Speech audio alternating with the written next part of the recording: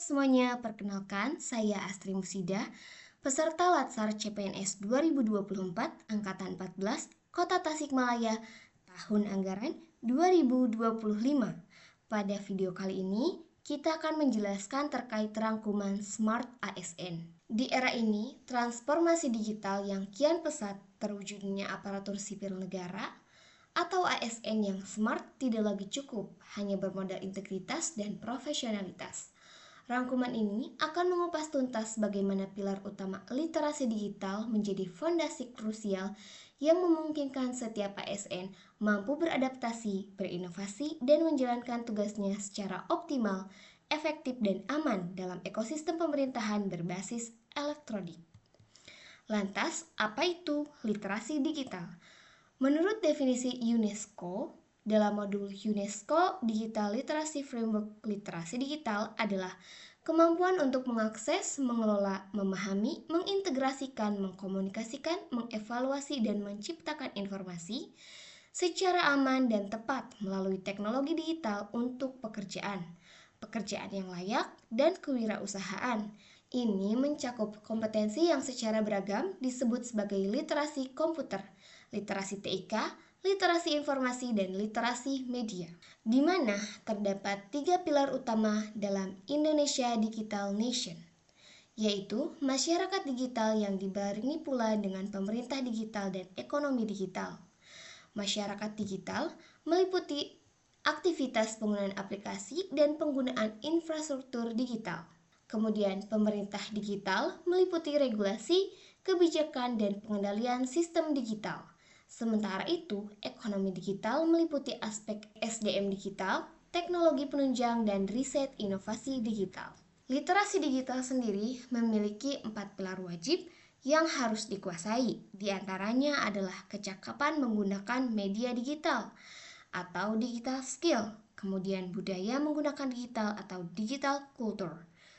Ketiga, etis menggunakan media digital atau digital etik, serta aman menggunakan media digital atau digital safety. Digital skill sendiri merupakan kemampuan individu dalam mengetahui, memahami, dan menggunakan perangkat keras dan piranti lunak TIK, serta sistem operasi digital dalam kehidupan sehari-hari. Digital safety sendiri merupakan kemampuan user dalam mengenali, mempolakan, menerapkan, menganalisis, menimbang, dan meningkatkan kesadaran perlindungan data pribadi dan keamanan digital dalam kehidupan sehari-hari.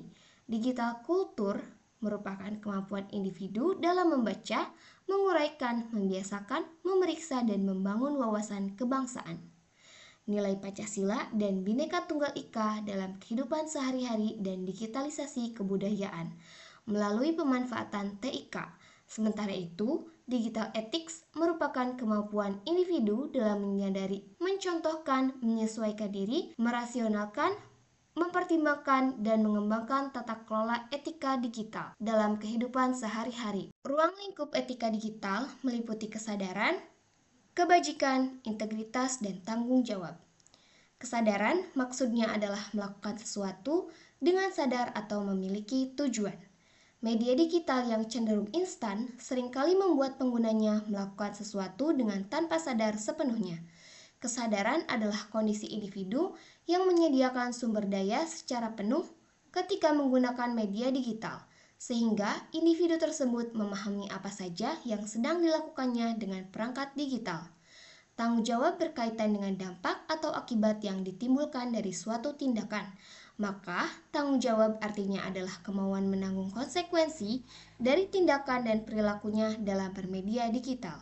Sementara itu, kebajikan menyangkut hal-hal yang bernilai kemanfaatan, kemanusiaan, dan kebaikan serta prinsip penggunaan media digital untuk meningkatkan derajat sesama manusia atau kualitas kehidupan bersama, dan integritas adalah prinsip kejujuran, sehingga individu selalu terhindar dari keinginan dan perbuatan untuk memanipulasi, menipu, berbohong, plagiasi, dan sebagainya saat bermedia digital. Beberapa jenis konten negatif sendiri, yaitu diantaranya adalah hoax. Hoax sendiri adalah sebuah kata yang tidak asing lagi bagi kita. Kata ini sangat populer belakangan ini di Indonesia.